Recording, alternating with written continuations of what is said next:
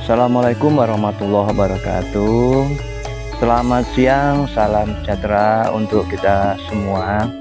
Halo teman-teman sahabat tani, para subscriber semua.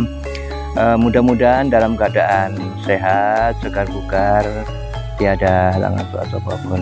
Mudah-mudahan hari ini rezeki teman-teman semua dalam keadaan lancar ya, semoga sukses para petani semua dan subscriber semua dimanapun berada. Oke, teman-temanku semua, saya akan berbagi pengalaman tentang varietas Topaz kelapa sawit dalam usia 2 tahun teman-teman. Oke teman-teman, bagi teman-teman yang baru bergabung dengan channel ini, silahkan subscribe teman-teman agar kami bisa lebih banyak berbuat untuk para petani informasi tentang kelapa sawit teman-teman. Jangan lupa subscribe, like, dan komen teman-teman. Terima kasih teman-teman. Ini varietas Topaz teman-teman, usia 2 tahun.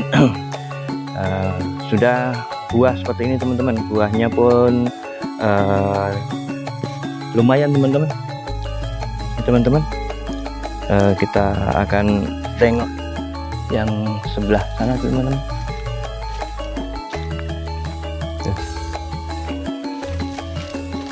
Teman-teman,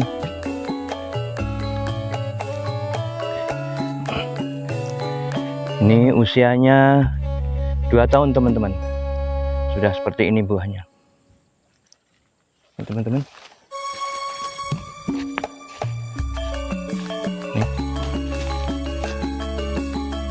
Oh, buahnya teman-teman sudah pada masak teman-teman.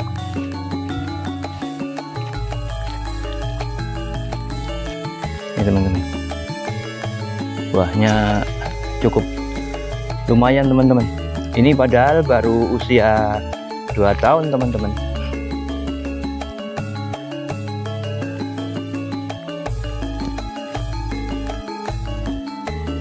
Jadi perlu diperhatikan semua bagi petani kelapa sawit dimanapun berada, baik di Kalimantan maupun di Sumatera ini teman-teman.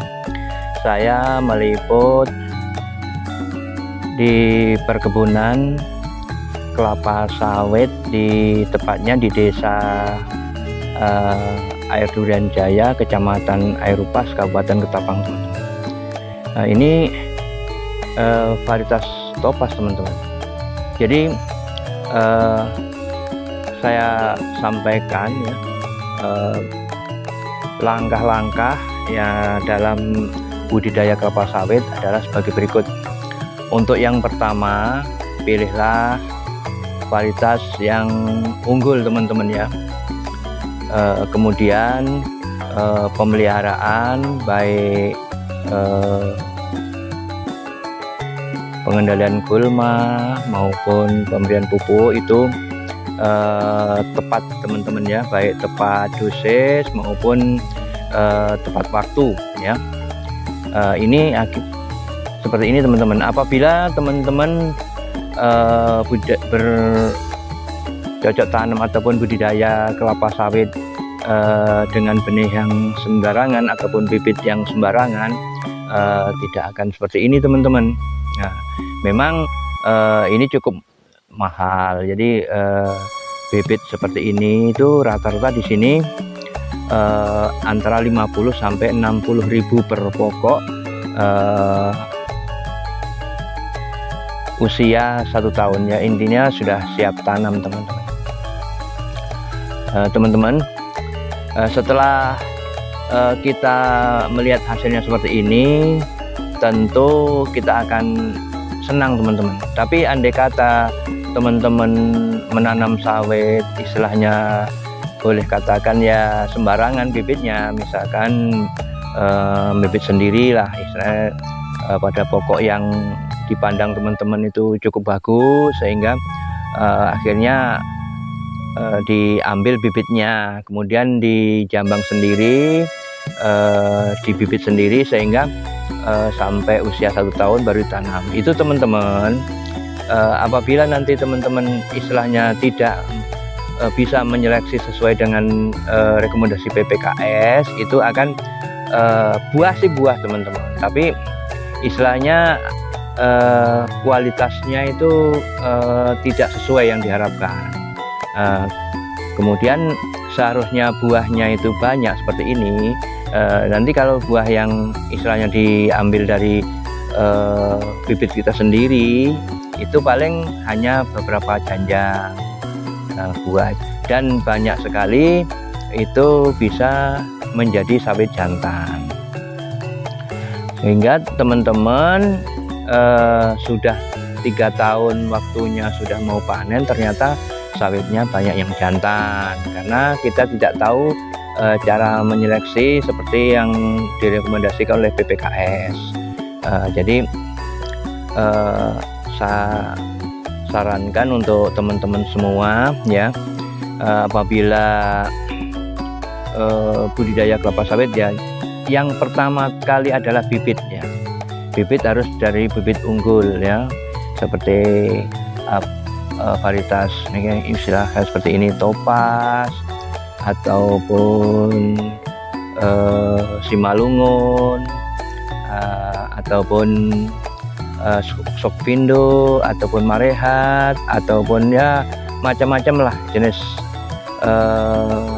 Sriwijaya 5 dan lain sebagainya. Jadi banyak sekali varietas-varietas kelapa sawit unggul yang bisa ditanam. Jadi teman-teman tinggal memilih mana yang sekiranya cocok. Kalau di Sumatera, saya pernah di Sumatera itu selama 5 tahun. Memang tanahnya memang beda dengan Kalimantan teman-teman. Nah ini teman-teman, di Kalimantan ini saya ambil sawit ini, karena memang beda teman-teman. Di Sumatera itu jauh lebih subur tanahnya, sehingga sawit memang jauh lebih bagus.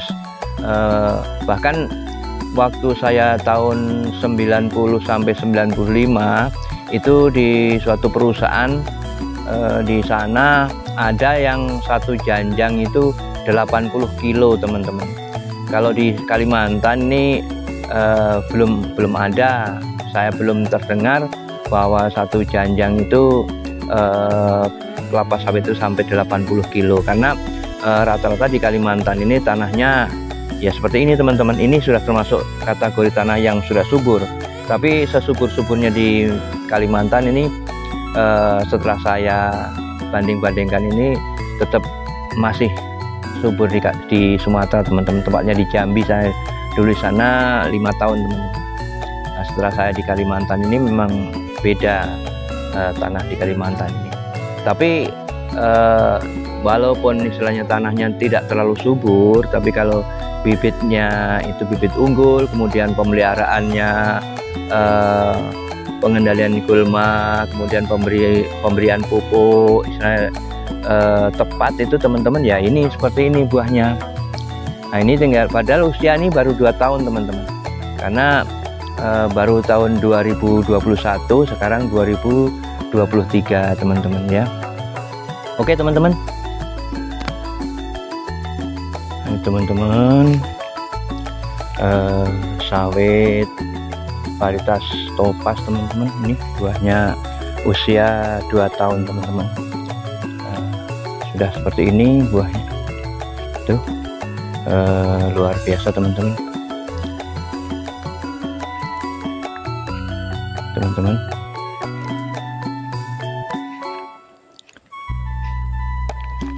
Itu teman-teman, tuh buahnya seperti itu teman-teman.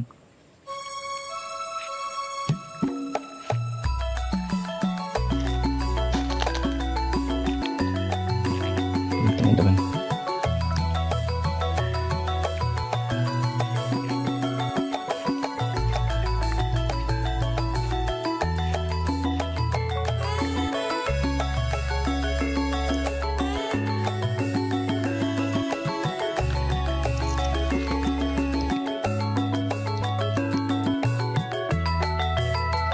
jadi sekali lagi para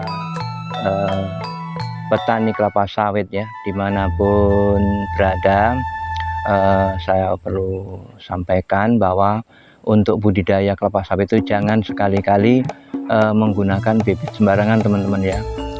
Kemudian